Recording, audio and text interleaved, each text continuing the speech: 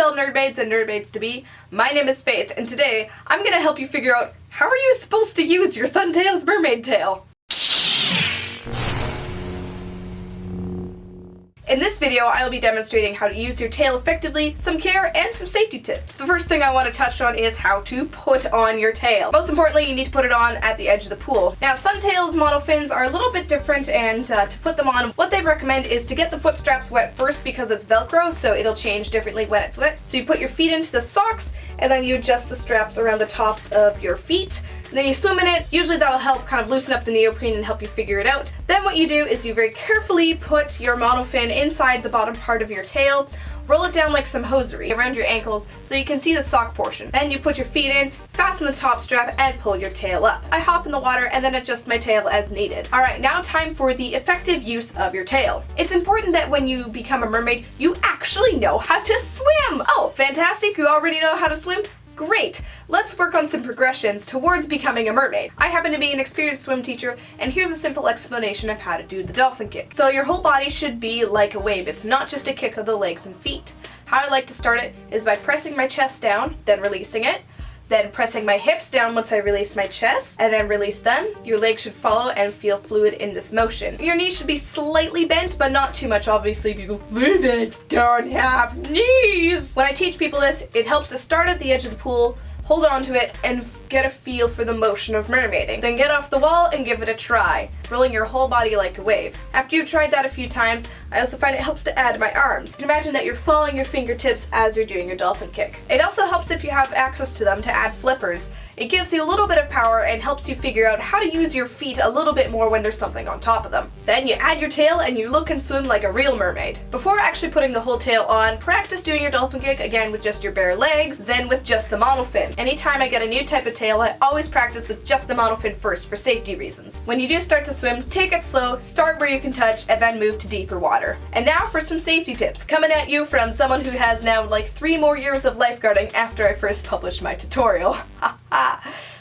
Again, start shallow, start where you can touch. If you need to recover, obviously there's the bottom of the pool for you to do that. Second thing, always be supervised. It's really important to swim with a buddy, especially if you're newer at mermaiding, and even if they're not a mermaid, it's also fun to just have someone come with you, and to keep a little bit closer eye on you if you need help. If you are swimming alone, obviously swim in a lifeguarded area, make sure they know what's up. Lifeguards are good. Lifeguards are your friends. Be sure you're swimming with lifeguards. Double good for me. I swim in supervised pools with my boyfriend who's a lifeguard too. Oh yeah, look at me so safe. But I've been mermaiding for like 4 years. If you want to know a little bit more about being safe in your mermaid tails, you can click the card right here on a collab I did with Courtney Mermaid. Like any form of exercise, don't push yourself too hard. Take breaks if you feel like you need it. Just hang on to the side of the pool, relax. If there's something like you've got a foot cramp or you need to get out of your tail or you need to get out of the pool quickly in case of emergency, it's really important to know the quick release method. I find that the SunTails tail is very easy to take off quickly, even though there's this strap down here. You press with your toes, pull with your ankles,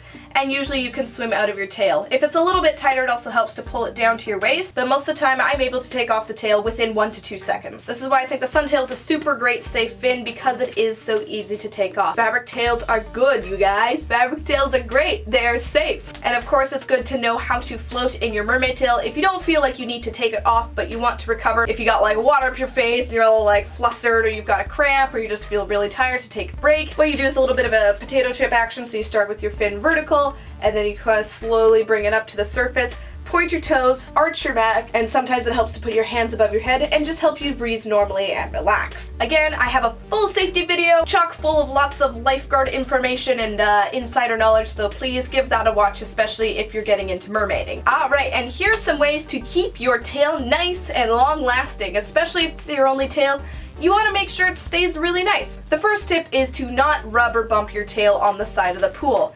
It can get damaged easily. I unintentionally damage my tails all the time just by bumping it or scraping it against things. Be careful when you're landing on your tail to not stand on it for prolonged times and kind of scoot around on the bottom. That'll really like rip up the fabric. Make sure as well that you're always using these little bumper pads that they include. It's this nice little squishy bit of neoprene that'll make sure that the plastic at the end of your tail will not rub through as much. You just plop it on the end and then pull your tail skin over. Once you've kind of figured out the mermaiding thing, you'll be better at knowing not to like touch the bottom and stuff. But SunTails does include these sticker protectors. They kind of call them mermaid training wheels. You put them on the ends of your tail so you don't bump it. So I did that. I put on the stickers and then I went to Meetup. I have some of the worst luck with sticker protectors, so sometimes I find it doesn't help the best. However, there is a more permanent solution to make sure that the ends of your tail does not get holes in it. This is a solution provided by SunTails that they use. So what you do is you get a thing of clear silicone, make sure it's skin safe. I bought mine from Walmart for about $6, and you coat the tips of your tail with it. I have a little clip on me doing it, and as well there's a full tutorial that I will link here. But basically you just apply the silicone to the ends of your tail and smooth it out. Make sure that you coat all the end. I just did the part of the bumper pad, but you could go higher or lower. Cue obvious comments about coating your whole tail in silicone. I also did it on the landing portion of my tail where your heels are.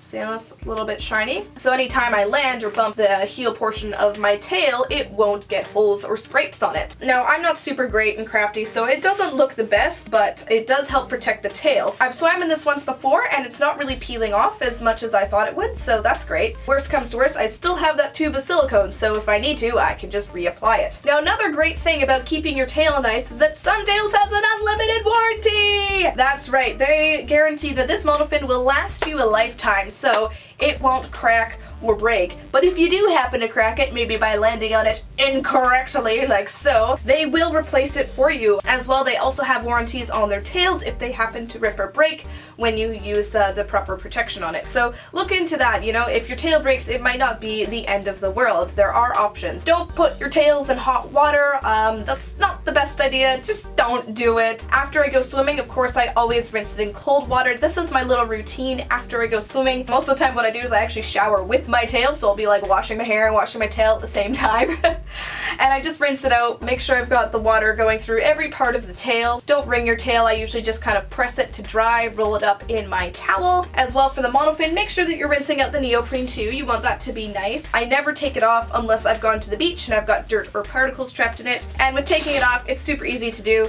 There's this Velcro bit at the bottom, and then you can just take off the neoprene portion of the fin. And then as well, just like rinse off the monofin part. Before I store my tail and monofin on my wall, I always make sure that it is completely dry. So have it drip dry in the bathroom or a well-ventilated area. Get all the moisture out so you don't get mildew as you store it. Cause like, how gross would it be if I hung up wet tails on my wall or wet monofins? Ew, no, gross. Make sure your tails are fully dry before storing them. So that's all I have for you guys today. Thank you so much for watching. If you enjoyed it or found it helpful, give it a thumbs up. As well, if you want to see more exclusive content like how I completely failed at using the silicone, please consider supporting my Patreon. It would really mean a lot and help me out, and it's been so fun lately. Join the little pod. Subscribe if you haven't already to see more mermaiding videos and become one of the Nerdmaids.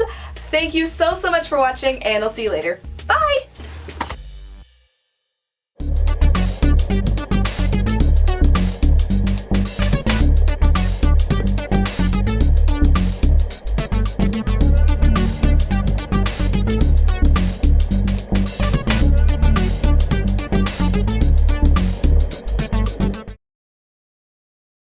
Super easy to do.